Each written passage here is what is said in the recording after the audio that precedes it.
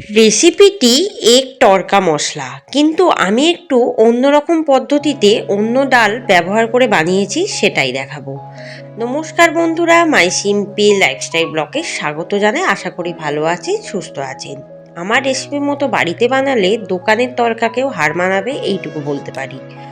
গরম গরম রুটির সাথে গরম গরম তড়কা, আহা, দারুণ স্বাদ হয়। দেখে নিন তাহলে মনোযোগ সহকারে রেসিপিটি, তাহলেই শিখে যাবেন। খুব সিম্পল, খুব তাড়াতাড়ি তৈরিও হয়ে যায়, প্রেসার কুকার লাগেও না।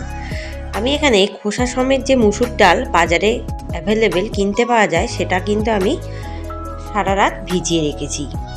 এবারে কড়াই দিয়ে দেবো হাফ কাপ সাদা তেল। তেলটা ভালো মতো গরম করে দিয়ে দেবো 4টে কুচিয়ে রাখা পেঁয়াজ, একদম ছোট ছোট করে কুচিয়ে নিয়েছি সেটাই। পেঁয়াজটাকে খুব ভালো মতো ভেজে নেব। প্রথমে আঁচটাকে লো টু মিডিয়ামে রেখে। পেঁয়াজটা প্রায় ভাজা হয়ে গেছে।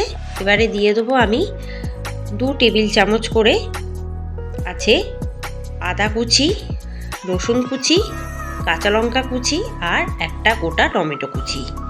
এটাও ভেজে নেব।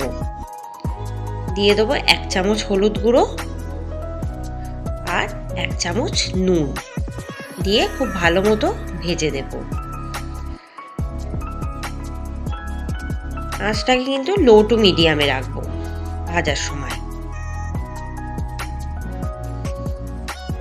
দিয়ে দেবো উপর থেকে বেশ কিছুটা চিলি ফ্লেক্স দিয়ে আবারও খুব ভালো মতো ভেজে নেব। দেখুন মশলাগুলো প্রায় ভাজা হয়ে গেছে আর সিদ্ধও হয়ে গেছে টমেটোটা। এবার দিয়ে দেবো সারা রাত ভিজিয়ে রাখা ওই মুসুর ডাল খোসা সমেত। এই ডাল দিয়ে তড়কা করলে কিন্তু দারুণ স্বাদ হয়, এটুকু বলতে পারি। জলটা কিন্তু অবশ্যই আলাদা করে একদম ছেঁকে দেবেন। এটাও একটু ভেজে নেব। ভাজার সময় দিয়ে দেবো 1 টেবিল চামচ বাটার, যাতে স্বাদটা খুব দারুণ আসে, খেতেও যাতে খুব ভালো হয়, তাই জন্য বাটারটা আমি দিচ্ছি। এরপর দিয়ে দেবো 2 টেবিল চামচ সানরাইসের তড়কা মশলা, যেটা বাজারে অ্যাভেলেবেল। আর দিয়ে দেবো 2 টেবিল চামচ ফ্রেশ ক্রিম দিয়ে এটা আবারও ভালোভাবে কষিয়ে নেব। নুনটা অবশ্যই নিজেদের স্বাদ অনুসারে দেবেন। প্রায় কষানো হয়ে গেছে, তেলও ছেড়ে দিয়েছে। তারপর দিয়ে দেবো আরও 2 টেবিল চামচ তড়কা মশলা দিয়ে আবারও খুব ভালো মতো এটা কষিয়ে নেব। ব্যাস, কষানো হয়ে গেছে। এবার কিন্তু হাফ কাপ জল ব্যবহার করব। জলের সাথে তড়কাটা ভালোভাবে মিশিয়ে দেবো একটু ঘন ঘন করার জন্য। আর প্রেসার কুকার ছাড়াই কিন্তু কড়াইতেই সেদ্ধ হয়ে যায় এই ডালটা, প্রেসার কুকার লাগেও না।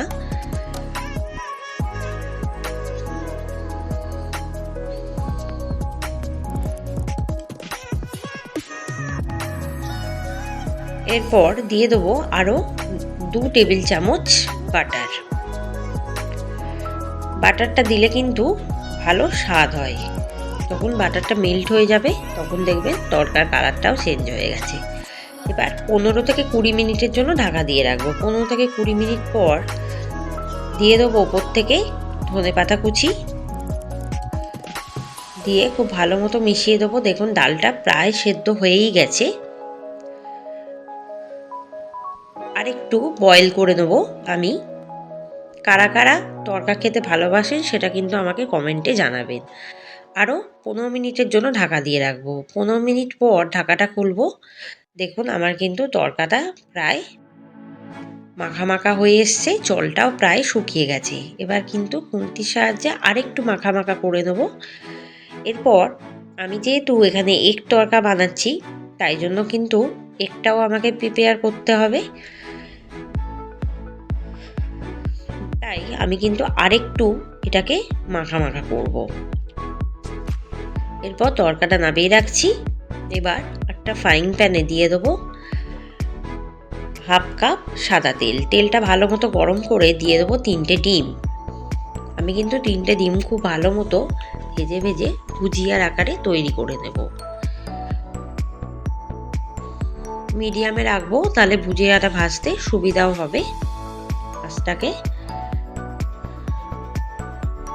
এরপর আমি কিন্তু এটাকে খুন্তির সাহায্যে ছোট ছোট পিস করে কেটে দিচ্ছি। খুব বেশি ছোট করব না, মাঝারি মাঝারি টুকরো করব ডিমের। ব্যাস দেখুন ভুজিয়াটা প্রায় কিন্তু তৈরি হয়েই গেছে।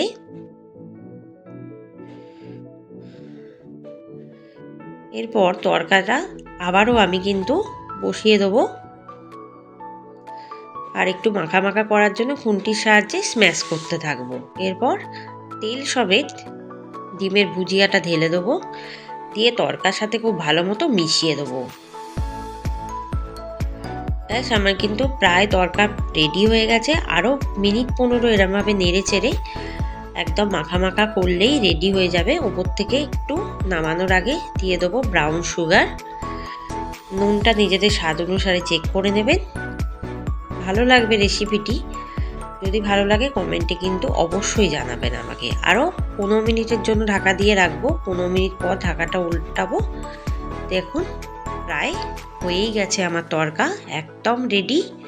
আশা করি রেসিপিটি ভালো লাগবে। ভালো লাগলে কিন্তু কমেন্টে জানাতে ভুলবেন না, বেল আইকনে ক্লিক করবেন, আর আমার সমস্ত রেসিপি দেখতে থাকবেন। আমার রেসিপি মতো এই তরকাটা বাড়িতে বানিয়ে দেখবেন। আশা করি আপনাদের মন জয় করবেই করবে, দোকানের স্বাদকেও হার মানাবে। ব্যাস এবার কিন্তু নামিয়ে সার্ভ করব। ব্যাস রেডি আমার এগ তরকা। কতটা সিম্পল, প্রেসার কুকার ছাড়াই কিন্তু প্রায় 10 থেকে 15 মিনিটের মধ্যে রান্নাই হয়ে গেল। আমার কথা বিশ্বাস করতে হবে না, নিজেরা বানিয়ে দেখুন, তাহলেই বুঝতে পারবেন এর স্বাদ। ব্যাস রেডি। এবার গরম গরম রুটির সাথে সার্ভ করে দেবো। ব্যাস, ধন্যবাদ।